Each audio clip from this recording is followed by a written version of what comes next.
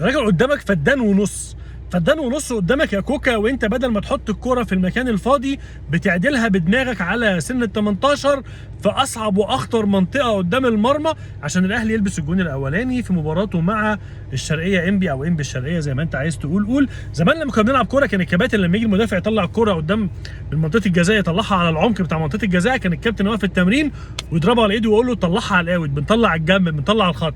لكن محمد هاني دوب لمس الكوره كده طلعها، ربنا كرمنا ان الكوره راحت لكوكا في السكند بول، فكوكا بدل ما ياخدها في الفدان الفاضي ناحيه الاوت اللي هي حتى لو طلعت منه اوت محدش هيعيبه في حاجه، وبيطلعها بدماغه. ما اعرفش كان بيفكر في ايه الصراحه، ولا منه وقفها ولا منه طلعها ولا منه عمل حاجه، هو عدلها للراجل والراجل ما يعني ما فيش حط فيها وش رجله، راحت جون في مصطفى شوبير اللي لسه ما جاش، وبالتالي الاهلي يلبس الجون الاولاني. بعد كده انبي بيضيع ضربه جزاء فيها تهور من كريم فؤاد برضو نتيجه ان احنا عندنا مشاكل في الجبهه الشمال مش وقتها دلوقتي خالص، وبعدين الاهلي بيلبس الجون الثاني بعد ما خط وسطك وخط دفاعك اتضربوا بكره من وسط الملعب، ودي مشكله كبيره جدا جدا عند الكابتن حسين عموته عايزين نتكلم فيها. ليه؟ لان انت عندك ثنائيه الدفاع سواء عمرو الجزار اللي عاجبني شويه اللي ممكن يجي منه، او هادي رياض اللي عليه مشاكل كتير جدا في المرتدات والتحولات الدفاعيه، لان هادي مش سريع وعنده مشكله كبيره جدا في السبرنتات، وخد بالك من الحته دي انت محتاج تغير المكان ده، فان يعني هادي زيه زي ياسين مرعي في الحته دي بالظبط. تمام، الجزار ممكن يجي منه.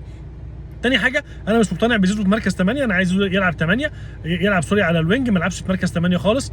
كنت شايف ان احنا نبدا بطاهر محمد طاهر ليه ماتشات واللي يقدر يلعب فيها، وطاهر لعيب مفيد في بعض الماتشات بس مش ماتشات انبي الشرقيه. ممكن طاهر يلعب في الفرقه اللي بتلعب على الاهلي تحولات هجوميه او فرقه عندها سكواد هجومي قوي زي مثلا سان داونز زي بيراميدز، الناس دي اللي هي هتعمل عليك حاله دفاعيه وانت عايز تحمي الباك بتاعك، هقول لك ممكن تلعب طاهر.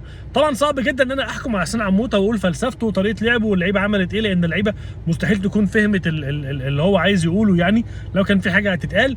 والحاجه الثانيه ان سيبك من الماتشات الوديه، لان الماتشات الوديه اللعيب بيبقى مريح، لكن غير الماتشات اللي بتبقى في البطولات بقى الرسميه، واول ماتش في الدوري قدام جماهيرك والفرقه خارجه من موسم ما يعلم به الا ربنا، ولكن الاهلي بينجح في الريمونتادا انه يعود مره اخرى بعد التاخر امام الشرقيه انبي 2-0 انه يكسب 3-2 والبلاس 90 وماستر اوف سسبنس وكل اللي انت عايز تقوله قوله. لكن عاجبني جدا طبعا الاسيست اللي عمله سفيان بن جديده.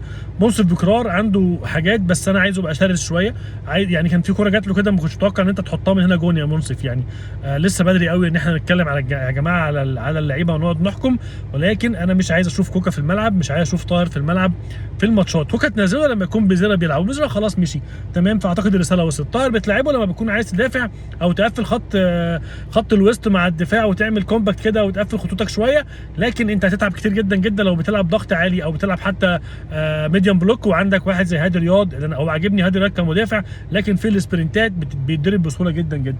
ده كان يعني سريعا كده كلمتين في الشورت على مباراه الاهلي وانبي، واللي انتهت بفوز الاهلي 3-2 اول مباراه في الدوري، فوز مثير للاهلي ان شاء الله واللي جاي احسن.